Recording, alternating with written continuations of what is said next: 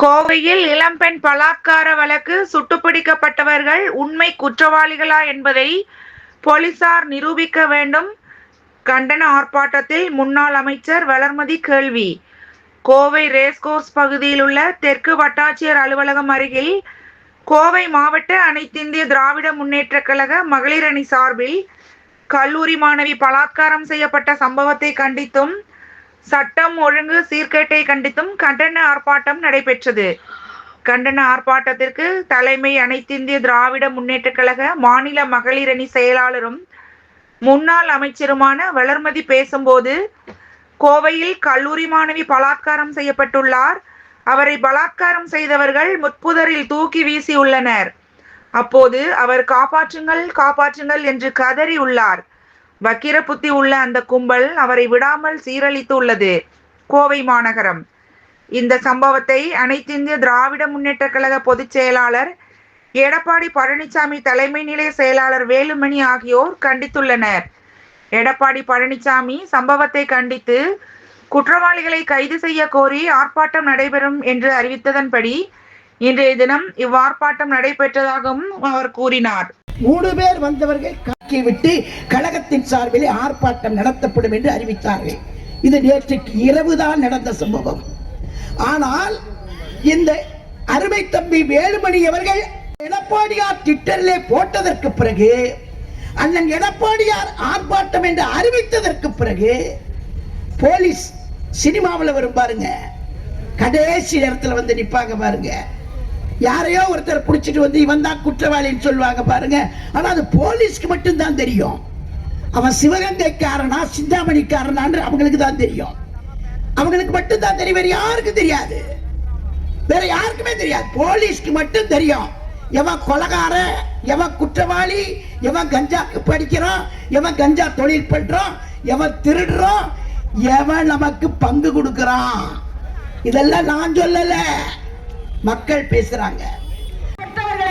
பெண் பிள்ளைகளை பெற்றவர்களுக்கு நிம்மதி இல்லை, நிம்மதி இல்லை, நிம்மதி இல்லை, நிம்மதி இல்லை. போராட்டம் இது போராட்டம், போராட்டம் இது போராட்டம். சிறுமிகளை பாதுகாக்க போராட்டம், சிறுமிகளை பாதுகாக்க போராட்டம். பாழாய் போன ஆட்சியிலே, பாழாய் போன ஆட்சியிலே பெண்களின் வாழ்வே பாழாகுதே, பெண்களின் வாழ்வை பாழா, சிறுமிகள் வாழ்வோ சிதைகிறது.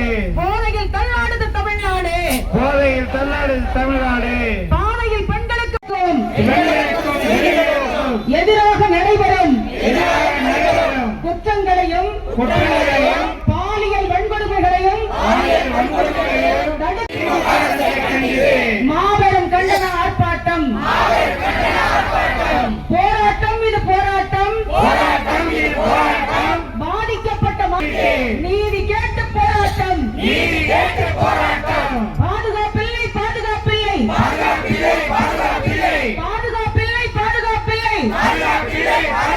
புரட்சி தமிழர் எடப்பாடியார் அவர்கள் ஆணைக்கிறங்க இன்றைய தினம் பாதிக்கப்பட்ட கல்லூரி மாணவிக்கு நீதி கேட்டு இங்கே கோவை மாவட்ட மகளிர் அணியின் சார்பிலே ஒரு மிகப்பெரிய ஆர்ப்பாட்டம் நாங்கள் நடத்தி இருக்கிறோம். அந்த சம்பவங்களை பற்றி நாங்கள் எல்லாம் தொலைக்காட்சியிலே நீங்கள் எல்லாம் தெரிவித்த செய்திகளை நாங்கள் அறிந்தோம். ஆனால் பத்திரிகைகளில் வருகிற போது சில நேரங்களில் வேற வேற செய்திகள் வருகிறது. பாதிக்கப்பட்ட அந்த மாணவி கல்லூரியிலே படிக்கிற மாணவி, அதுவும் சென்னை கோவையிலே மிக முக்கியமான பகுதி, விமான நிலைய பகுதி. பல மாநிலங்கள் இல்லை வெளிநாட்டிலிருந்து வரக்கூடிய விருந்தினர்கள்லாம் வந்து வரக்கூடிய இடம். அதுக்கு பக்கத்திலேயே ஒரு பெண் இந்த அளவுக்கு சீரழிக்கப்பட்டிருக்கிறாள் என்றால் உண்மையிலேயே வன்மையாக கண்டிக்கப்பட வேண்டும். உண்மை குற்றவாளிகள் கண்டுபிடித்து நடவடிக்கை, கடுமையான தண்டனை வழங்க வேண்டும் என்பதுதான் அண்ணன் எடப்பாடியார் அவர்களின் வேண்டுகோள். அதாவது ஒரு உண்மை குற்றவாளிகளை இவங்க கண்டுபிடிச்சிருக்கிறதா சொல்றாங்க.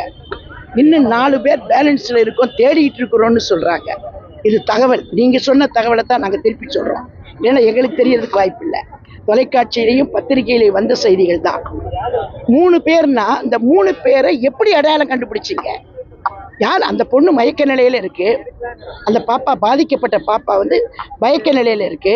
அதுக்கு வந்து இன்னும் யார் என்னன்றது அது சொல்ல முடியாத சூழ்நிலையில இருக்கு. இந்த அடிபட்ட பையனுக்கு கடுமையா அடிபட்டு இருக்கு. கடுமையான முறையில் பாதிக்கப்பட்டிருக்கான், பயந்துருக்கான் அந்த பையன். இதெல்லாம் நீங்கள் கொடுத்த செய்திகள் தான். வந்து பாதிக்கப்பட்டிருக்கிறான். யார் இந்த தகவலை உங்கள்கிட்ட சொல்லி, அதுவும் துடியலூர்கிட்ட உடனே போய் எப்படி பிடிச்சிட்டு வந்தீங்க? துடியலூர்கிட்ட போய் பிடிச்சிட்டு வந்ததான் தகவல் வந்திருக்கு. இன்னைக்கு நான் கேட்க விரும்புறது என்னன்னா, உண்மை குற்றவாளிகளை கண்டுபிடிங்க. அதுதான் எங்க அண்ணன் எடப்பாடியார் அவர்கள் திரும்ப திரும்ப சொல்றாரு. நீங்கள் தயவு செய்து யாராவது இந்த களங்கத்தை சீக்கிரமாக போக்கிவிட வேண்டும், தேர்தல் வருது, அதனால யாரையோ பிடிச்சு கொண்டு வந்து தண்டிச்சு விட்டுணும்னு நினைக்காதீங்க. உண்மையான குற்றவாளிகளை கண்டுபிடித்து குற்றங்களை தடுத்து நிறுத்துங்க. இதுதான் அண்ணன் எடப்பாடியாருடைய வேண்டுகோள். அவருடைய வேண்டுகோளை ஏற்றுத்தான் இன்றைக்கு கடுமையான ஆர்ப்பாட்டம் நடைபெற்று 24 மணி நேரத்திற்குள்ளேயே உண்மை குற்றவாளிகளை பிடிச்சிட்டோம் சொல்லி காவல்துறை சொல்றாங்க. அது எப்பவுமே நம்ம தெரிஞ்சுக்கிட்டு இருக்க சினிமாவில் வர்ற மாதிரி தான். அது எப்பவுமே நம்ம பார்த்தா தான் பேசும்போது சொல்லியிருப்பேன், நீங்க பார்த்துருப்பீங்க.